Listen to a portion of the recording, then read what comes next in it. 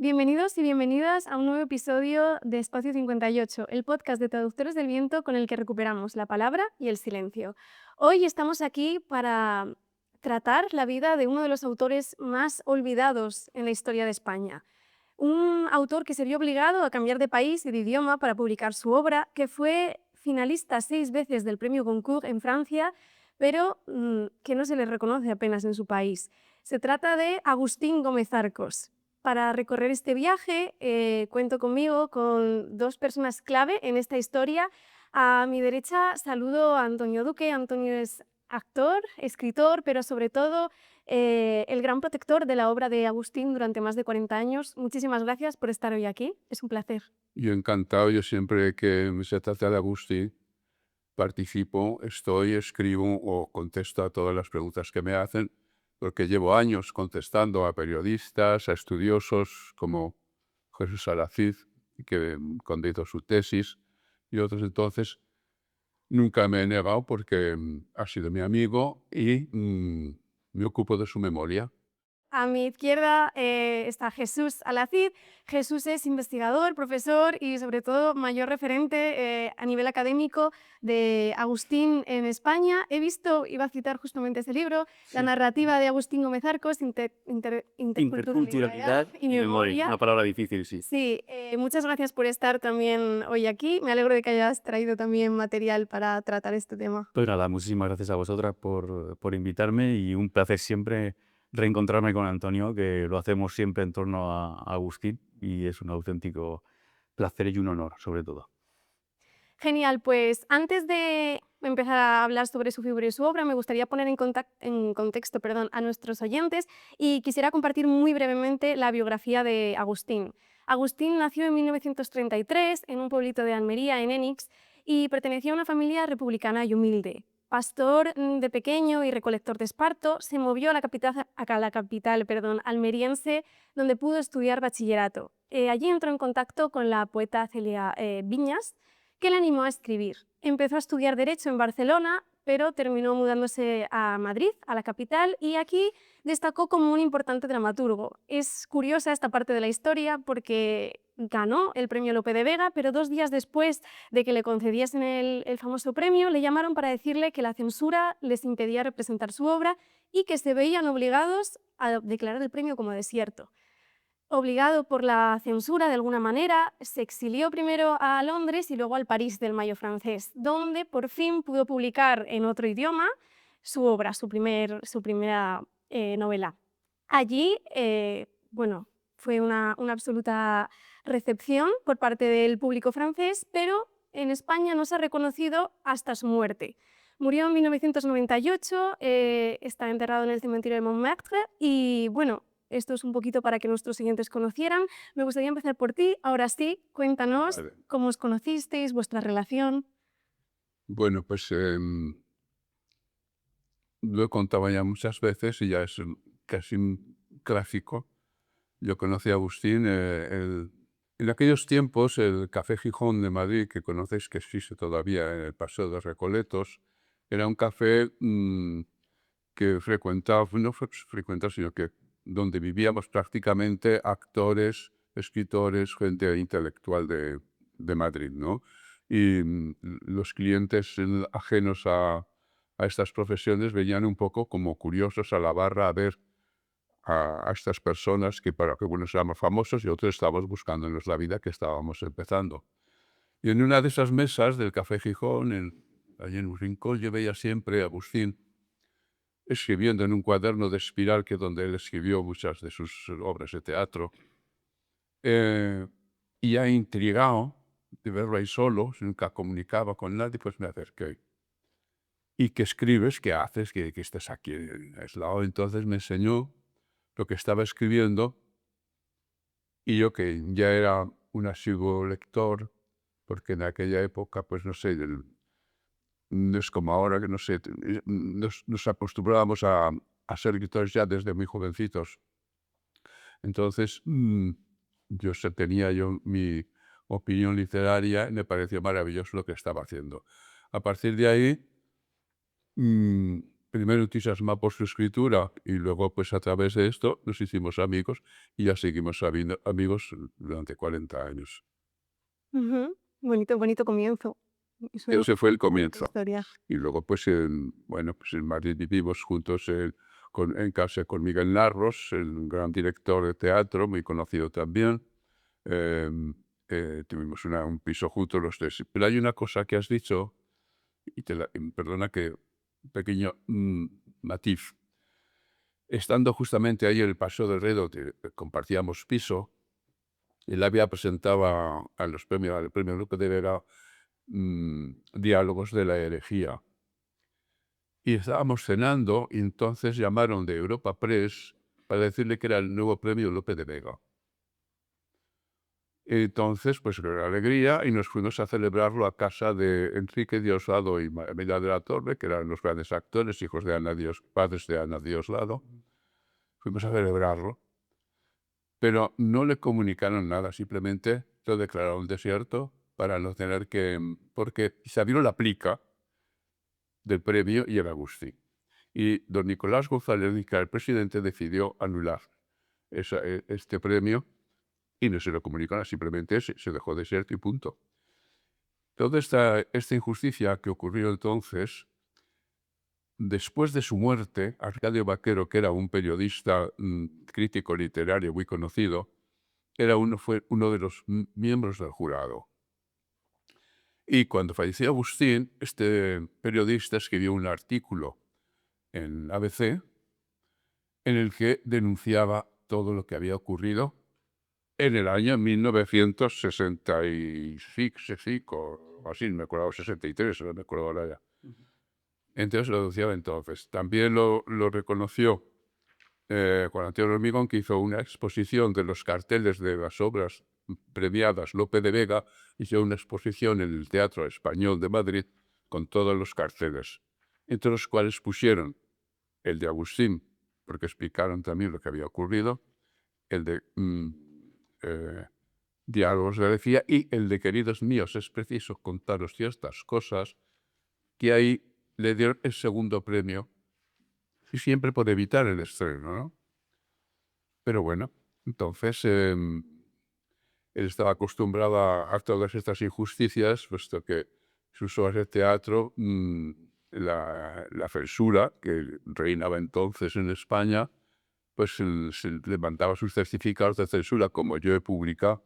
Yo los tenía y los he entregado todos estos documentos al Instituto de Estudios Almerienses que guardan allí los de Agustín, pero en un monográfico que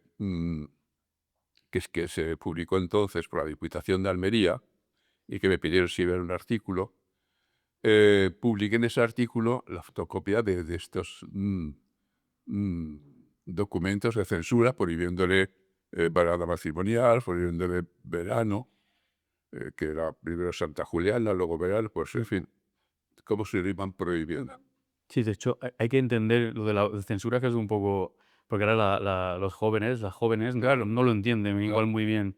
Pero la censura consistía en la lectura del texto teatral y entonces ahí te tachaban partes, te cercenaban la obra y luego había la censura previa a la representación. O Exactamente. sea, había un señor al fondo en el ensayo general que apuntaba lo que no le parecía correcto y entonces volvían a cercenar la obra. Hay que explicar esto muy bien Esta porque es la libertad que se gozaba entonces, la libertad que pretenden algunos ahora volver a ella. sí, sí, la falta de libertad realmente, ¿no? O sea, lo que pasa Pues según esa es, pero como no hay memoria, eso es. porque no se ha estudiado la memoria de España, la gente es ignorante y no sabe dónde se meten. Bueno, de alguna manera, recuperando la obra de Agustín también estamos trayendo la memoria de vuelta, ¿no? ¿Cómo? Recuperando la obra de Agustín estamos trayendo la memoria de vuelta. Bueno, claro, bueno, pues bien, claro, bien. Em, bueno, habría que contar todo el proceso, ¿no? Cuando nos fuimos, como tal. Me gustaría hablar también con Jesús Bueno, Sí, sí, no te sobre, preocupes. sobre todo este tema. ¿Cómo decides, por qué te interesa tanto la obra de Agustín para que sea el centro de todas tus investigaciones académicas, ¿no? Bueno, Está visto. yo vivo en un mundo intercultural, o sea, franco-español, y cuando leí L'agneau carnivore, el cordero carnívoro, pues fue un impacto total. O sea, esta es una obra publicada en 1975 escrita directamente en francés y su contenido era imposible publicarlo en la España de 1975. O sea, de hecho, no sé ni cómo en Francia, que también en esa época pues, era un contexto diferente al actual, se publicó un libro tan fuerte donde aparecen unas temáticas tan fuertes. Le dan el premio Hermes. Y le dieron el premio Hermès, exactamente. Y luego, claro, la editorial Stock lo contrató dentro de su plantilla de escritores. Pero vamos, que es impresionante. Tú empiezas a leer el libro y no sabes qué está pasando hasta que entiendes ese amor incestuoso, esa fórmula de terrorismo, digamos, metafórico, para destruir todo el legado franquista que él había sufrido como individuo, como persona y como escritor también. O sea, porque eso está mezclado. Son dos cosas que siempre van mezcladas y un escritor, pues, de alguna manera se plasma sus experiencias y su vida en los libros. Eso no quiere decir que sea, o sea, que sea una autobiografía, ni mucho menos. De hecho, Agustín escribe de manera muy alegórica y hay que leer entre líneas todo el rato. Y eso me impactó y entonces empecé a trabajar la interculturalidad. Una persona que va a otro país, elige otra lengua, escribe para otras personas, para otro público que no es el propio y cuenta la historia, su propia historia o la historia de su tierra natal a la alteridad, al otro. Y lo hace desde la lengua del otro. Y eso creo que es muy importante porque eso le da una libertad de expresión increíble, porque no tiene todos los tabúes de la lengua materna. La lengua materna tiene sus lastres, sus tabúes, sus constructos, y la lengua del otro, que él, por cierto, o sea, él había hecho alguna traducción de 2 obras de teatro cuando era joven, que creo que es lo que querías No, comentar. es lo que ibas a decir ahora. La Fue de Chaillot y... Él conocía a Fratellos, que Sí, de pero- por, como se dice, pues, Influencia. Sí. difusa esa. Bueno, Sí, sí, no. no, o sea, yo no, yo lo aprendí allí y luego, pues mira, pues ahí estuve trabajando también como actor, director, etcétera. Bueno, em, antes de marcharnos, él dirigió, bueno, tradujo, que le cargó un director que se llama José Luis Alonso, también muy conocido en su momento, que era el director del Teatro María Guerrero, que era un teatro nacional. Le encargó traducir la Loca de Chaillot, que la tradujo al francés, al español, perdón, y también Tramerceau, de Giraudoux, que eran de las dos grandes de Giraudoux. Y también tradujo otra más que se llamaba La Revelación, que hicieron en el Teatro Goya, que ahora no existe ese teatro porque ya se desapareció. Y La Revelación. Había traducido aquí 3 obras. Cuando nos fuimos, claro, nos fuimos a Londres primero, porque fui yo quien me fui a Londres. Bueno, pues porque quería aprender inglés, simplemente. Vamos a hablar, a quedarnos en eso, ¿no? Pero cuando yo llegué a Londres y descubrí el mundo, descubrí el mundo, que no lo conocía, descubrí lo que era la libertad, descubrí, no sé, ¿dónde estoy? ¿Qué es esto? Porque aquí estamos encerrados, es que no podéis imaginar lo que es este encorsetamiento, dentro de esas leyes y preceptos, reglas y preceptos constantes, en que no puedes expresarte, en que no te dejan expresar, y que viene la censura, en que viene lo otro, en que si no te delata, en fin.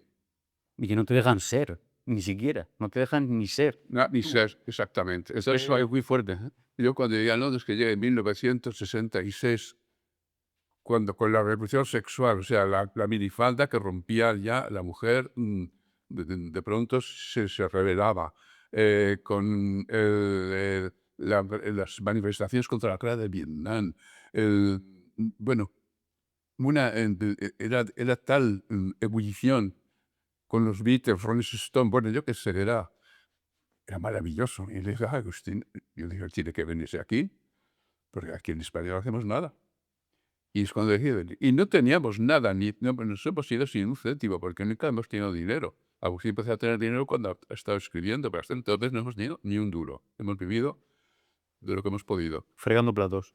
Y se vino y ahí estuvimos buscándonos la vida para sobrevivir. para pagarnos nuestro flat, para pagar la Goya, para ir al teatro y a tomar una hamburguesa de esas. Y no conseguíamos, porque salíamos por un motivo, con una intención.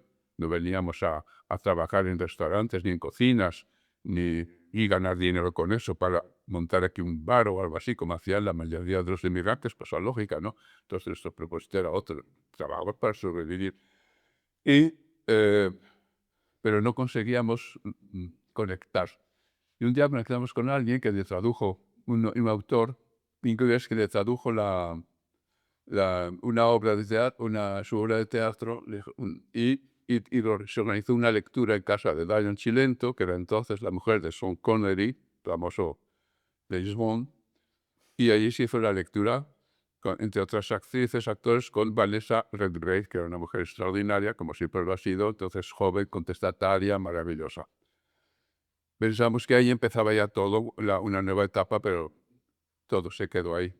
Y es cuando decidimos venirnos a París. Bueno, hay un detalle ahí, según cuenta Feldman, o sea, que es una de las investigadoras del Sharon teatro. Feldman, sí. Sharon Feldman dice, es que tengo aquí además la cita, dice que se organizó esta lectura, pero luego Kenneth Tallan, que era un adjunto del teatro, le dijo a Gómez Arcos que su obra no se entendería hasta dentro de 20 años. Y eso es muy interesante, porque en realidad fue así. O sea, estas obras de los años 60 se representaron en los años 90 aquí. Y empezaron a moverse aquí en los años 90 con Karma Particelli y la directora. Carmen Forzacelli, el otro día hablé con ella precisamente. Fijaos. Eso fue porque Felipe Monzón decidió cómo recuperarle. Bueno, pero eso es bastante tiempo Sí, sí, después. sí. Eso es más tarde. Todavía ni, No hemos llegado ahí. ni siquiera hemos Como, llegado como ha venido a hablar de Carmen Sí. Forzacelli, pues, Hombre, es que teníamos ahí un visionario. pues entraba yo ahí. Todavía no hemos llegado a Francia. Y es en Francia Vamos, donde en le Francia, bueno, contacta en la editorial Francia, bueno, Strauss. Nosotros no conocíamos a nadie. París maravilloso, pero precioso, pero ahí estamos. ¿Y ahora qué? Claro. ¿Cómo es este proceso en el que en el 71 Bueno, pues- él publica El Cordero Carnívoro? Pues ¿Cómo llega es que aquí? cuando te vas fuera, te conviertes en superviviente. Y sabes ser superviviente. Eso es una cosa que realmente la entienden los que han sido o son supervivientes. Sobrevives. Buscas el trabajo que sea para sobrevivir mientras tienes tu meta. No es sobrevivir por sobrevivir, sino que estás buscando otra cosa. Y no creo que nadie, pero conectamos con el que entonces era presidente de la Asociación de Autores de la Asociación De autores y de editores. aquí, la que está ahí en la calle Fernando VI, ¿verdad? De autores, el que era entonces presidente. Y, pues claro, nosotros teníamos nuestras relaciones en España porque había sido pues, dentro del mundo intelectual. ¿Entiendes? Con bohemios y duro, pero con grandísimas relaciones con todo el mundo de la más alta alcurnia, intelectualmente hablando. Y pues dije, vamos a escribirle, llamarle a ver. Y nos puso en contacto con un primo suyo que tenía un bar. Y ahí nos presentamos. Y lo que tenía un bar tenía también un café-teatro en el mismo bar. Ese bar fue nuestra salvación porque era un bar-restaurante, un lugar irrepetible, maravilloso, pero que ya no existe, ya no se puede existir de ese momento preciso, en el cual ya nos servía, comíamos y ya nos servía para comer de momento. Y este hombre nos ayudó porque yo empecé a trabajar en el café-teatro de actor, pero aprendiéndome un texto de memoria, otro que no hablaba y tal. Y Agustín escribió 2 obras cortas, mi querido Alberto y Prepa. Y las hicimos ahí, en este café teatro. Incluso hicimos una gira por Argelia. Bueno, entonces ocurrió YGL. Hubo varias visitas de mucha gente que venía y se quedaba alucinada con estas obras, porque era de alucinar. Que yo aún estoy pensando, sí, porque ahora incluso, a pesar que parecía que que se había pasado, pues podía actualizarse. Bueno, entonces apareció alguien por allí que le gustó la dramaturgia de Agustín y su temática y todo esto, y le propuso escribir una obra, una novela para la editorial Stock. Y él, ni corto ni perezoso, bueno, hay que decir que era un currante increíble. Él trabajaba, bueno, la prueba es que entre series escribió El Cordero Carnívoro, Ananó, María República. Sí, sí, del tiro. Toma ya, entesan, ¿eh? Pues esto. Entonces, era infatigable, porque era su vocación, era su trabajo, era para lo que él había nacido, en definitiva, ¿no? Y le sea el Cordero. Le sea el Cordero. Nada más y nada menos. Y a partir de ahí, todo cambió, porque claro, ya pues fue un éxito de ventas, un éxito fue premiado por el premio Revés, ya empezó a ser conocido dentro de Francia, ¿no? Pues escribió el francés directamente. Perdona, voy a contar dos anécdotas. O sea, hay una anécdota ahí porque que no está clara de cómo fue aquel momento en el que el editor de Stock le propuso escribir. Hay dos versiones que él ha contado, ¿vale? Una versión es que él estaba trabajando de camarero y se estaba representando una de sus obras y un señor le pregunta, oiga, estas obras de teatro, ¿quién las ha escrito? Y entonces le dice, pues lo tiene usted delante. Y entonces él le dijo, pues me gustaría que escribiera una novela en francés, ¿no? Y luego hay otra versión que dice que a la editorial Stock le llegó un trabajo académico sobre una obra previa, no sé si era El Último Cristo, o que la había leído clandestinamente, porque él había escrito algún cuento largo antes de partir, y que le pidieron a Agustín Gómez Arcos hacer un informe sobre una novela, ¿no? Cualquiera. Y entonces cuando vieron que él escribía bien francés, pues entonces ya lo contrataron. Esas dos versiones las da él. Entonces hay una como más bohemia y poética y otra no tanto. La verdad, sinceramente, mm, la que él quiera decir, porque esto sí que no me acuerdo cómo fue exactamente, Sí, lo hemos pero hablado, de que lo encargaron. Eso sí, él hacíamos sus obras en el café-teatro. Entonces, los café-teatros entonces, en aquel momento en Francia, eran un poco como los teatros alternativos ahora aquí en España, en Madrid, ¿no?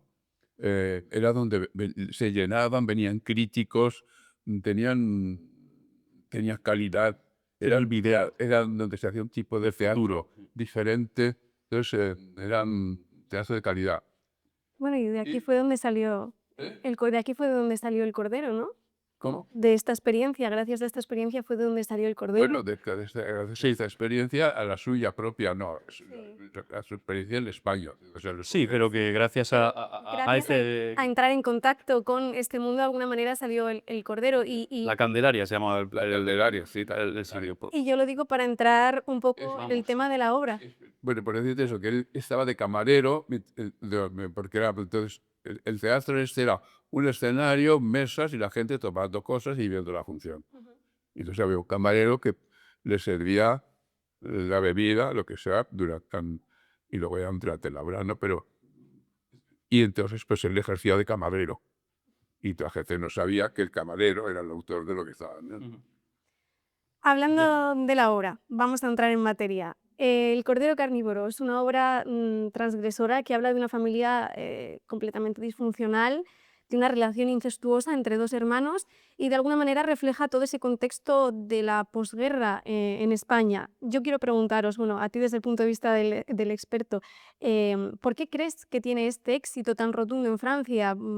De 0 a 100, pasa, como estábamos comentando, del teatro a convertirse en un escritor apremiado. Podríamos hablar, o sea, hay muchas teorías, pero hay que tener en cuenta que en Francia, en un momento dado, a Francia llegaron 500.000 españoles, 500.000 refugiados.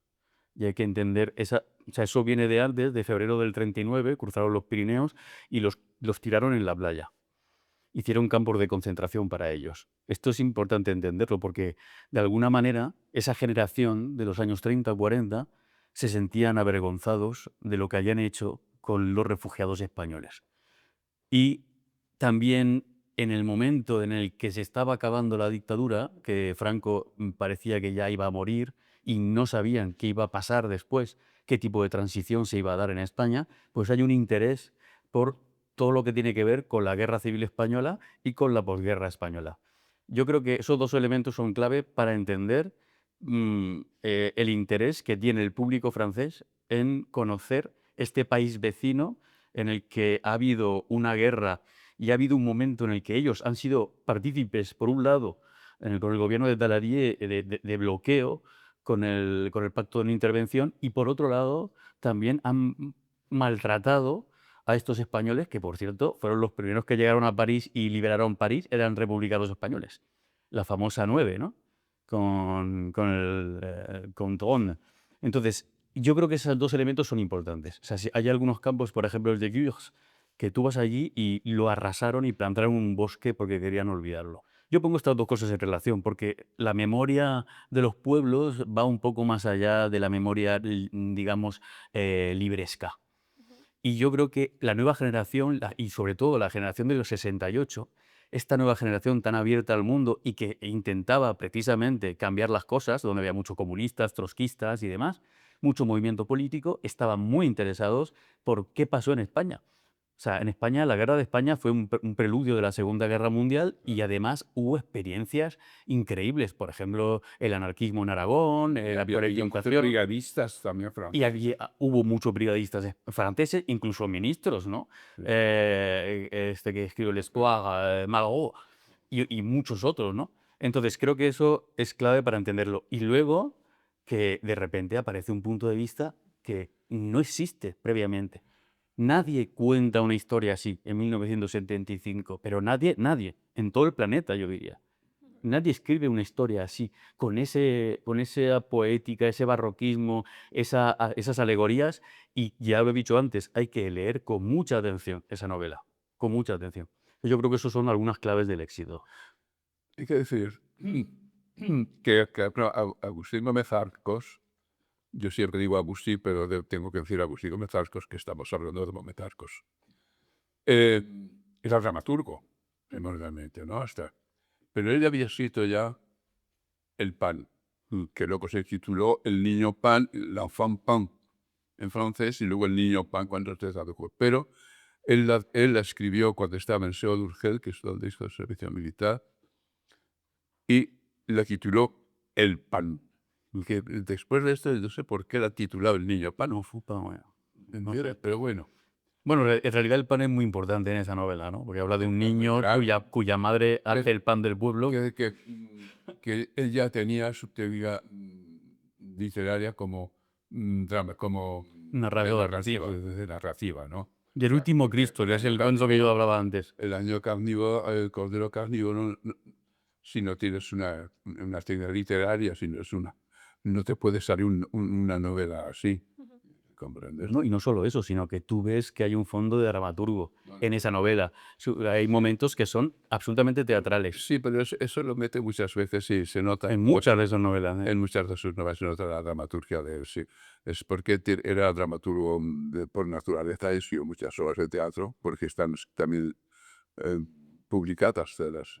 Sí, Ujú. ahora se ha publicado Sí. una recopilación de sus obras. Me gustaría leeros un fragmento del Cordero Da- para, bueno, tratar un poco la relación que tiene el autor con su país desde Francia, ¿no? Que creo que es uno de los temas interesantes de la obra. Y dice, pero a pesar de todo, no me siento involucrado en aquellos acontecimientos pseudopolíticos.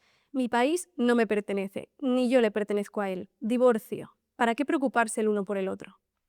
Él rompe totalmente su personaje, se siente totalmente abandonado, personaje, es sí. huérfano, ¿no? ¿De dónde viene este sentimiento? Bueno. ¿Cuáles son las claves para entenderlo? No, a él le dolía España, efectivamente. Y nunca renegó de España. Se sentía aislado porque lo habían rechazado. Pero Ni cambió de nacionalidad nunca. Nunca cambió de nacionalidad, precisamente. no, nunca. Porque él defendía la España eterna. Lo puso en la ciudad francesa, claro, pero no nunca. Y su intención también era venir a instalarse aquí. Incluso habíamos pensado tener un piso juntos, o sea, y dije, bueno, pues que vienes a vivir conmigo. Bueno, pero pues ocurrió lo que ocurrió. Eh, entonces, él escribe sobre España en todas sus obras. Él no hace más que hablar. Estoy releyendo yo ahora Escena de caza furtiva, que es...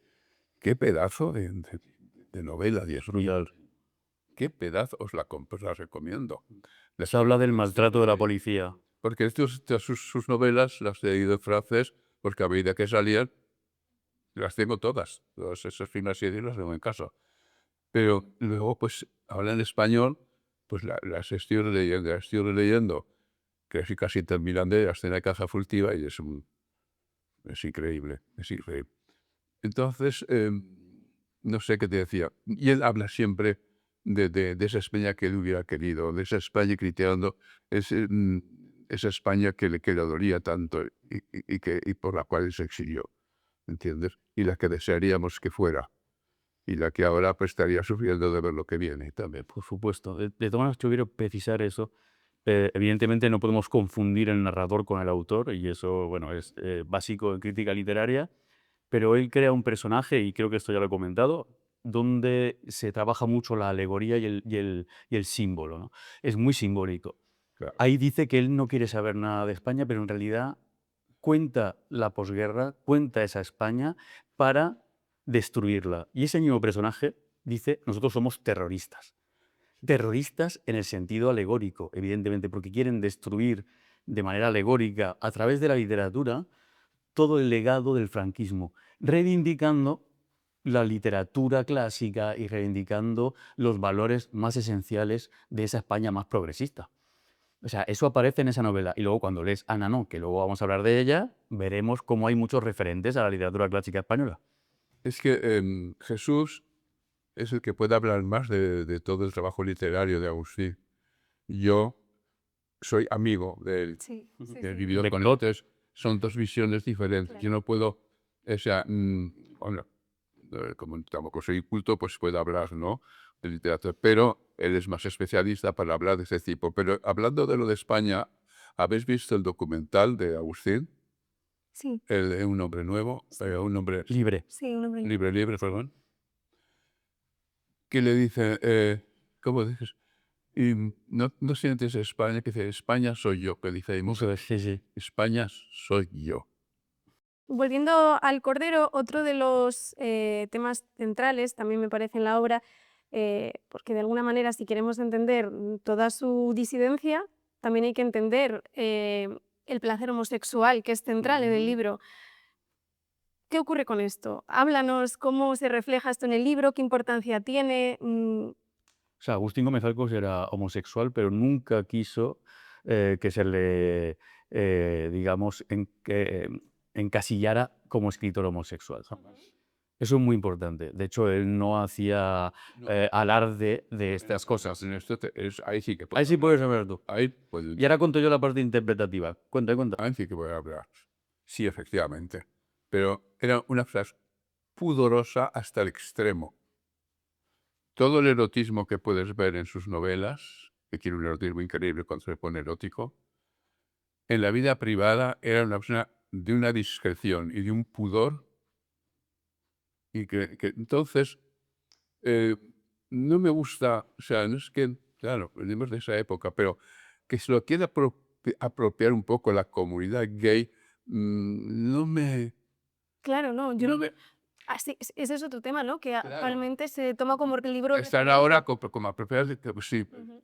porque ahora con lo del premio Cervantes y esto, que decía que así, mira, que se coincide con lo del orgullo, pero si es que él no tenía que ver, escribió cosas como escribió la Femme d'Emprunt, La mujer de prestado, o escribió esta. Y que va de un hombre que transgénero. Vamos. Bueno, entonces él escribe de su vida, era de una discreción absoluta y pudorosísima, independientemente de su intimidad. Ujú. Yo diría dos cosas al respecto, si no te importa que te corte. Una, el marco literario intercultural le permite de alguna manera también expresar cosas que en el pudor de su vida cotidiana pues no se expresaban o no se expresaban así. Y por otro lado, es lo más, digamos, revolucionario para el momento Ya. en el que se desarrolla la novela. Eso es muy importante, porque... Espera, un momento, Antonio, termino. Dos cosas. Es revolucionario en el sentido de que ahí se está, por ejemplo, denunciando el abuso sexual por parte de la Iglesia. Sí. Eso por un lado, ¿no? Por otro lado, hay momentos, escenas eróticas que son totalmente revolucionarias, que son transgresoras y que están ahí para romper la moral del nacionalcatolicismo del franquismo. Por ejemplo, que haya una escena sexual en un altar de una iglesia. Eso es muy importante a nivel simbólico y a nivel destructivo de la moral de esta España fascista, ¿no? O sea, eso es muy importante. Y otro elemento muy importante, dentro de mi interpretación al menos, que se habla de un amor incestuoso, improductivo, porque además ellos lo expresan así, los dos hermanos dicen, de aquí no puede salir nada más, vamos a parar esta estirpe que nace con el franquismo. O sea, ellos quieren destruirlo de manera simbólica por la improductividad de ese amor.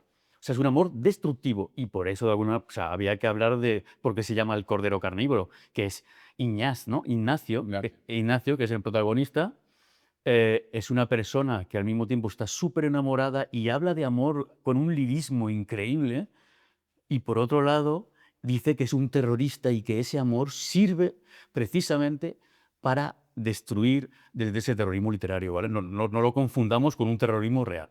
Pero vale trascendencia de la novela. Claro. Si hubiera claro. contado una historia homosexual, pues quedaría en un libro gay. Eso es, pero No es un libro gay. es un libro gay. No, no, Pues no, no. eso. De hecho, no habla de homosexualidad en realidad. Claro. O sea, no habla de homosexualidad. Hay que leer en otro plano. Por eso antes decía que hay que leer con mucha atención y leer más allá. Y luego tenemos al personaje de Clara, por ejemplo. Y claro, la institución del matrimonio se la carga también. La institución de la familia se la carga también. O sea, hay todos los elementos que forman parte del ideario fascista del franquismo, lo revienta. Patria, trabajo y familia, que eso decía Pétain en Francia. Pero vamos, que es algo muy parecido, ¿no? De estos fascistas. Entonces, él se carga todo eso. Familia desestructurada, un padre ausente porque es el exiliado interior, una madre que viene de una familia de derechas y tiene que bregar con cuidar a su marido republicano, luego esta criada cuyo marido lo han matado en la guerra. O sea, es que hay un montón de elementos en la familia y luego la iglesia. La iglesia es una cible, ¿cómo decimos en español? Una diana clave en esta novela, pero porque se lo merece. O sea, es decir, que tampoco vamos a decir ninguna tontería. Ayer mismo decía, o hace un poco tiempo, decía de hecho, Ángel Gabilondo, que además fue profesor mío de filosofía, que es el protector del pueblo, ¿no? Decía que había por lo menos 200.000 niños que habían sido abusados, pero es que Agustín no estaba inventándose nada, pero sí lo estaba reventando. O sea, en ese momento en el que están bautizando al niño, mientras el hermano le penetra con su dedo, contrasta además con el momento de la primera penetración en la cueva donde aparecen las mariposas, que es súper poético. O sea, fijaos qué contraste tan increíble, donde aparece un amor poético y al mismo tiempo una sexualidad destructiva de los valores fascistas del nacionalcatolicismo de Franco. Sí. Sí, precisamente este era otro tema que quería abrir después de... Hay muchos, o sea, Claro, estamos pasando toda la tarde aquí. después del deseo homosexual son elementos que él utiliza para construir y transmitir su... Para destruir, yo diría, no para construir. O sea, Iba a construye... decir su visión, pero Su sí, visión, para sí, sí. destruir la anterior Pero y construir la suya Eso es. propia. Su visión es destructiva en esa primera novela. Luego hay otras que son más constructivas. Sí. Bueno, por cerrar con el cordero carnívoro, y ya que has mencionado el tema de la religión, tengo otro fragmento también que me parece muy representativo de todo esto, ¿no? Y dice, para vivir, insisto en este punto, basta con tener una doctrina, y la Iglesia Católica ofrece la más completa, la más sofisticada, la más controvertida de todas. La más alejada de Dios igualmente, lo que es normal, si todo ese montaje se ha hecho para las necesidades humanas, para sus arrepentimientos, sus angustias, sus maldades, Dios no pinta nada. Yo fui durante algunos años y con conocimiento de causa un ferviente católico, y le doy gracias al catolicismo por haberme demostrado, finalmente, que Dios no existe. Maravilloso. Para mí este es un párrafo como muy... A lo largo de la novela toca todo el rato la religión, la moralidad, pero Es, directamente se carga es que a Dios siempre, aquí. es que siempre ha metido la religión por todas partes, en todas sus novelas y sobre ese teatro, en muchos sitios la ha metido muchas veces. El catolicismo también lo ha criticado muchísimo. Eh, mm, él, que conoce a mi madre y a la hermana de mi madre, pues, claro, me decía, tu madre es la fe y tu tía la iglesia. Porque mi tía era muy tajante, muy Beata. la católica apostólica romana, no sé qué. Y él la ha metido en muchas obras de teatro. Mi querido Alberto, Sí, me lo has la tía es esa serie y la otra serie es mi madre. O sea, él la conoce y les ha metido por ahí muchas veces. Pero sí, la influencia religiosa se ve En muchísimas novelas. De hecho, en muchísimas. yo creo que para un escritor español, una escritora española, es inevitable. O sea, es inevitable, primero, porque en estas generaciones han estado empapados por el catolicismo, que formaba parte del Estado. Ahora dicen que no, pero ya vemos que sí, que aún queda bastantes resquicios de eso, ¿no? Y también porque las personas que están despiertas y tienen un sentido crítico solo pueden poner de manifiesto las barbaridades que la Iglesia ha perpetrado en su historia. Hay cosas seguramente que también fueron buenas, pero en principio apoyar un golpe de Estado fascista, a partir de ahí ya podemos pensar cualquier cosa. Y luego, aparte, de los abusos a menores, que como he dicho antes, siempre reflejado ahí.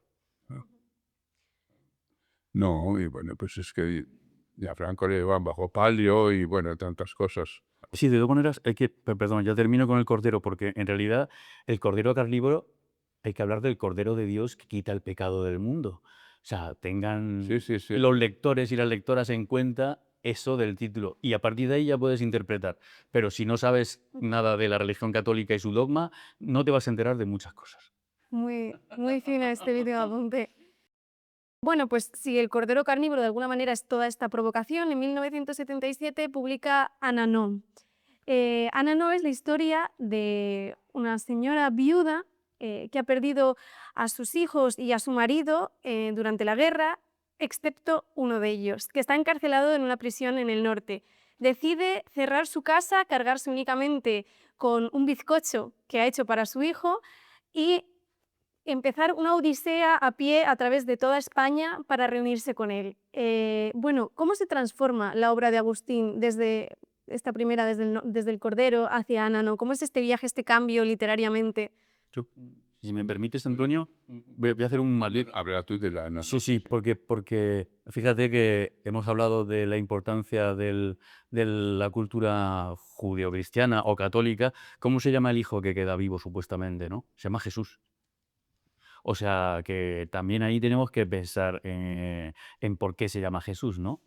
Y Ana Pausa, que es la protagonista, creo que es Marcos Ana, en algún momento habla de una Ana Paucha. Creo que hay un personaje real por ahí que aún no hemos conseguido encontrarlo de manera fehaciente, pero que en hay algunas personas que hablan de este personaje. ¿Y qué pasa aquí? Si antes Agustín Gómez Arcos revienta la cultura del franquismo, en este caso hace lo mismo, pero utilizando referentes culturales referentes literarios de la cultura clásica española, por ejemplo, el Lazarillo, ¿no? O sea, aquí aparece este ciego que ve más, de hecho, y no solo la cultura clásica española, sino que la cultura, o sea, ese ciego podría ser Tiresias, ¿no? Tiresias, que es el adivino de todas las tragedias griegas, ¿no? Que ve más y puede ser Max Estrella, ¿no? El ciego que ve más que cualquier otro, ¿no? O sea, la ceguera como oportunidad para ver. Entonces yo creo que en esta segunda novela, que es menos provocadora, es de alguna manera más realista en el sentido de que ese periplo le va a permitir mostrar la España del momento, por ejemplo, cuando le daban un bocadillo a la gente para llevarlos a la Plaza de Oriente a aplaudir a Franco, ¿no? Que no sabían qué hacían ahí, pero le daban de comer y la gente es que pasaba hambre. Entonces, hay muchos elementos que tienen que ver con una realidad, o sea, más cercano de la realidad. Siente un pobre a su mesa. Es esa campaña de Siente un pobre a su mesa, que hizo una película Berlanga, creo, ¿o no? No, pero sí se hacía. Se hacía, sí, sí. Entonces, quiero decir que estos elementos más realistas, de alguna manera, sin perder el sentido alegórico y metafórico, como por ejemplo el pan dulce, ¿no? Ese pan que mantiene, que realmente es como un embarazo, lo tiene dentro en la tripa y lo cuida, es su hijo que quiere cuidar, ¿no? Lo que he dicho antes del nombre del hijo, luego, evidentemente, los asesinatos de su marido y sus hijos y demás. Entonces creo que hay un poco más de realismo, construye más una visión un poquito más realista, pero sin perder ese fondo alegórico y metafórico que le caracteriza, ¿no? Y con este lenguaje poético que también le caracteriza. Y con partes muy de dramaturgia también. Va a hacerse una película de Ana, ¿no? Qué pena que no esté viendo ahora todo como está ahora resurgiendo de sus cenizas, como una vez Fénix, vamos. Sí, es admirable y estoy muy feliz de que así sea, claro. Me gustaría hablar dentro de este libro de la figura de la mujer, porque si ya en El Cordero Carnívoro veíamos figuras muy interesantes femeninas, la protagonista de toda esta odisea es una mujer olvidada por la sociedad de alguna manera, una viuda, Sí. mendigo, pobre, sin... Agustín siempre ha escrito personajes femeninos maravillosos. Soy teatro y novela. Exacto. Paula de Un Cordero Pesto, Pájaro de Camón Vivo, Amado Vivo, sí. eh, María República, La María República. que por cierto, María República se llama María República Gómez Arcos. Es que eso no lo hace este hombre. O sea, el personaje se llama María República Gómez Arcos. A mí eso me encanta. Has sabido escribir De hecho, hay muchos estudios sobre los eso. personajes femeninos, los ha descrito maravillosamente en teatro, y luego Muertes. pero ya en teatro tiene personajes juveniles fabulosos. Sí, sí. Sí, sí.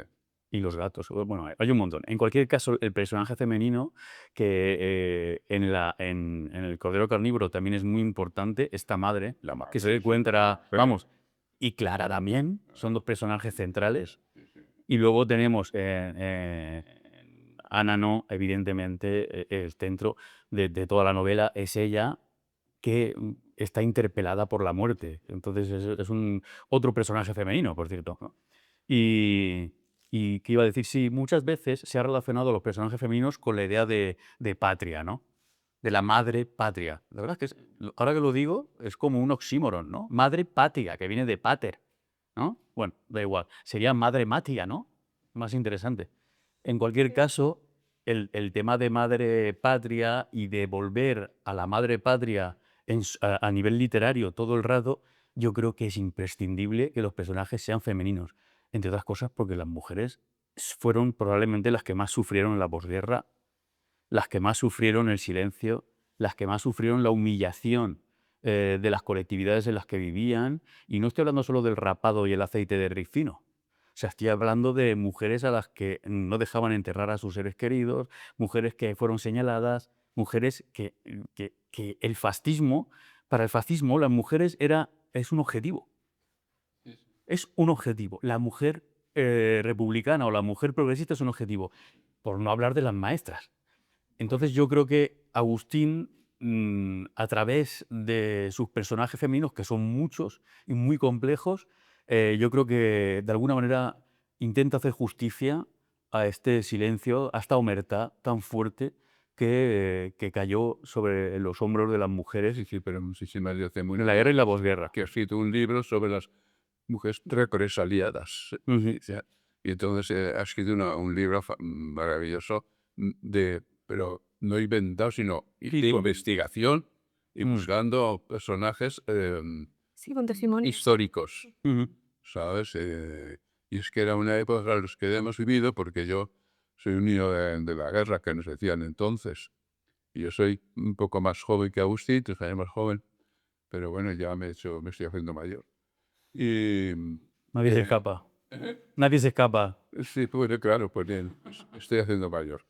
Y entonces he vivido toda esa posguerra, que antes era la posguerra, española, cuando en la guerra, ya que la viví, la posguerra española, unida a la posguerra del mundial, o sea, junto con la guerra mundial también ahí, que estaba allí en ese momento. Fueron los años 40 fueron terroríficos.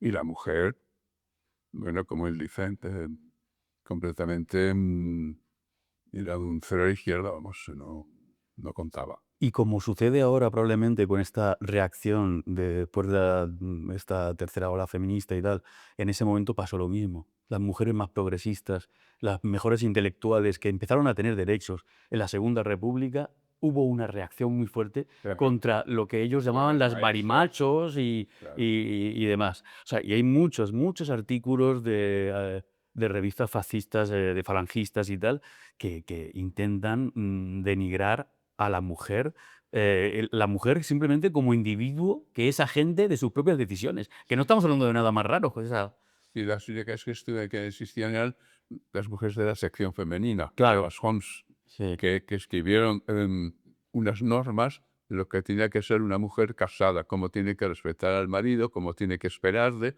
cómo tiene que atenderle, cómo tiene. Sí, era una esclava Había del placer las del normas, había escribirla, pero vamos, que si lo leéis ahora, os escandalizáis. ¿Y esto qué es?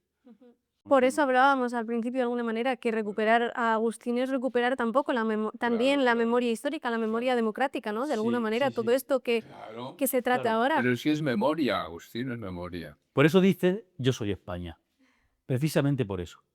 Porque no es una España velada, es una España que reivindica los oscuros que los que ganaron la guerra quisieron imponer. Me gustaría, respecto a este tema, leer un fragmento de Anano que, Los vencidos, los vencidos. que viene un poco al hilo de todo esto, Claro, ¿no? claro. Para poder comentarlo.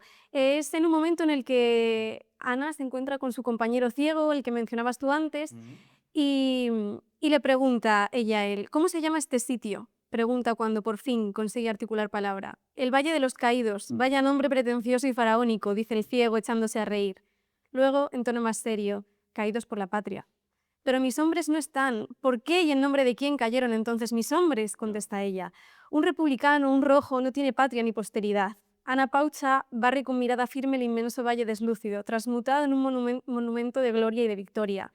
Algún día habrá que destruir todo esto, arrasarlo, para devolver a la tierra lo que le pertenece.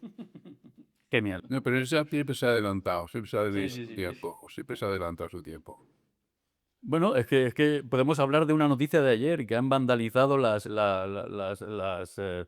grúas que están empezando a trabajar en la resignificación del Valle de Cuelgamuros. Pues sí. Es que esa es una noticia de ayer. De ayer, pues eso digo. Y esto lo escribió en el 79, ¿no? ¿Cuándo fue el de Ana? No me acuerdo.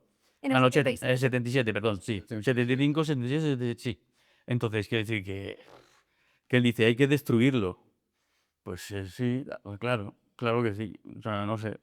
Eh, yo creo que Agustín Gómez Arcos era un auténtico visionario y al mismo tiempo habla de eso, precisamente, de cómo las víctimas de un bando fueron absolutamente silenciadas y aún tenemos más de 100.000 personas en cunetas. Aún tenemos mucha gente Bueno, por enterrar dignamente. y como yo cuento en algún sitio, porque he escrito muchos artículos sobre él y cosas, en su lecho de muerte en el hospital, me contó la última obra Ah, sí, me la- que quería escribir, que era L'Armée de Saint-Dijon, el ejército de los indigentes, y hablaba hablaba de la inmigración. Se dejó de los indigentes que invadían Europa, hablaba del problema que estamos ahora, Sí. vamos, Bueno, problema, sí. bueno, problema, bueno, de la actualidad Sí, actual. pero de hecho en su última obra, en Fuego Rompea, en el difunto abuelo, ahí habla ya de ese problema de la inmigración, ¿no? O sea, problema entre comillas, ¿no? Del asunto de la inmigración y cómo tratarlo y demás. Y ahí, evidentemente, iba a centrarse en ese asunto. De alguna manera, cerrando todo esto, todos estos temas, ¿por qué creéis que debería leerse Agustín hoy en día? ¿Por qué creemos que? Que debería leerse Agustín hoy en día. Uy, pues porque te va a abrir horizontes, te va a hacer ver una realidad que que a lo mejor no te das cuenta que existe y te va a hacer ver, bueno, te va a hablar de libertad, te va a hablar de utopía, te va a hablar de rebelión, te va a hablar y de amor por tu país, ¿entiendes? Pero como de una forma, no como patriota, vive España, sino un amor sobre un país que quieres que sea, que querías que fuera algo más importante de lo que es políticamente, espiritualmente, socialmente sobre todo, ¿no? Despierta sentimientos, despierta la curiosidad, despierta mm, cosas ocultas que puedes tener y que de pronto descubres, ¿entiendes? Porque te llega hasta el fondo. A uno les llega de una manera, a otros de otra, pero a nadie les es diferente. Sin duda alguna, todo lo que ha dicho Antonio lo corroboro y además llevamos casi una hora hablando de por qué hay que leer a Agustín Gómez Arcos. O sea, hay que leerlo porque es memoria, porque es un escritor increíble, que tiene una narrativa poética, barroca en algunos momentos, que pasa de lo vulgar a lo oculto, como los grandes clásicos, realmente. Yo creo que Agustín Gómez Arcos se va a convertir en un clásico. Estoy convencido de ello porque, como decíamos antes, sus obras no son atemporales.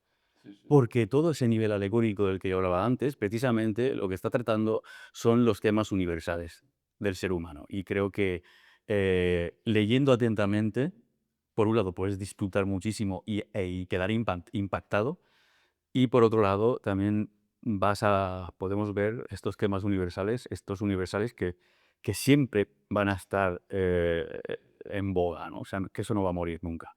Agustín es uno de esos escritores que se van a estudiar durante años, yo creo, y debería ser así.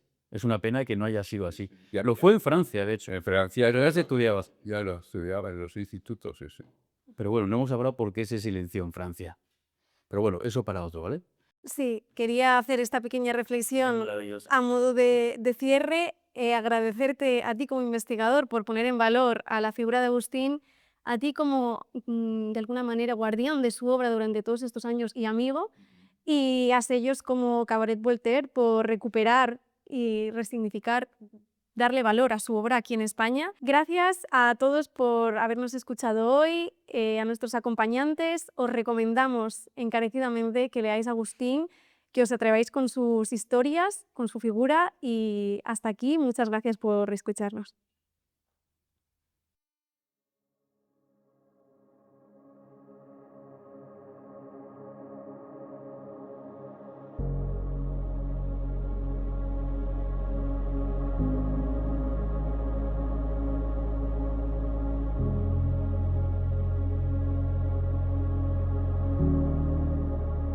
Mientras su obra alcanzaba una notable proyección internacional, en España permaneció durante años alejada del lugar que merecía ocupar. Afortunadamente, el paso del tiempo ha permitido valorar con mayor justicia la profundidad, la fuerza y la extraordinaria actualidad de sus textos. En las últimas décadas hemos asistido a una recuperación cada vez más sólida de su legado. Nos sentimos especialmente honrados de contribuir a la recuperación y difusión de la obra de Agustín Gómez Arcos, incorporando simbólicamente su memoria a la caja de las letras, un lugar especial, realmente un acto que siempre es irrepetible, y un lugar destinado a preservar aquellas voces destacadas que forman parte de nuestro patrimonio común. Agustín nos ofrece esta ocasión de reparación, de justicia, de memoria. Diría que no solo para él, sino para nuestro país. Como en el teatro o en los sueños, sentimos hoy que los ausentes están presentes, que Agustín nos acompaña porque nos hemos reunido para recordarle, honrarle y celebrarle. La literatura de Agustín ha sido paciente y generosa con nosotros, con sus compatriotas, porque nos ha esperado tiempo, demasiado tiempo. Ojalá este país lo hubiera reconocido en vida el talento. Ojalá lo hubiera aplaudido en vida una vocación literaria capaz de vencer a la censura y al destierro. Ojalá alguien hubiera premiado en vida su compromiso inquebrantable con los ideales demócratas. Y ojalá sí alguien le hubiera pedido perdón. Me consuela saber que, como todos los verdaderos poetas, Agustín escribió no solo para su presente, sino para un tiempo que todavía no existía. Esa esperanza del desesperado se ha cumplido. Honramos también aquí en esta mañana el español de las cunetas, de las fosas comunes, de los desaparecidos, el español de las desterradas, de las silenciadas, de la que no tuvieron quizá literatura, pero sí poesía. Afirmó Agustín Gómez Arcos que quien no quería su memoria no le quería a él.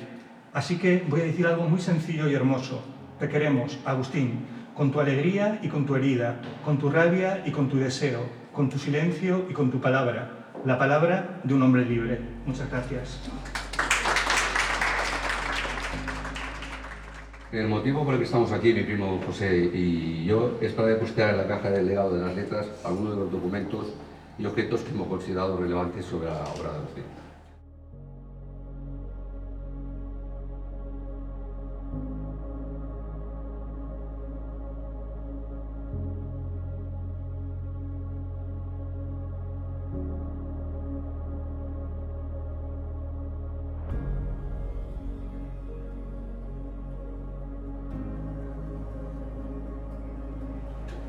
La primera edición en francés y en español, con esto y el guión.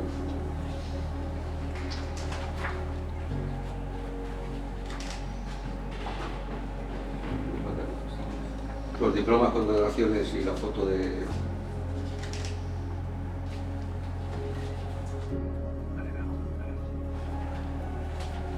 el documental de la obra Tomás.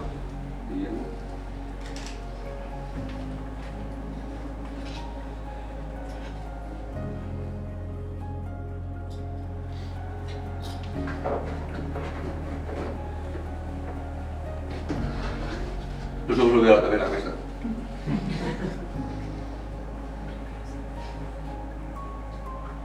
Y ya está. Perfecto. Bueno, pues vamos a cerrar la caja de... Nosotros simbólicamente hacemos entrega de la segunda llave, 1390. Gracias. A tu familia, muchísimas gracias por este legado maravilloso.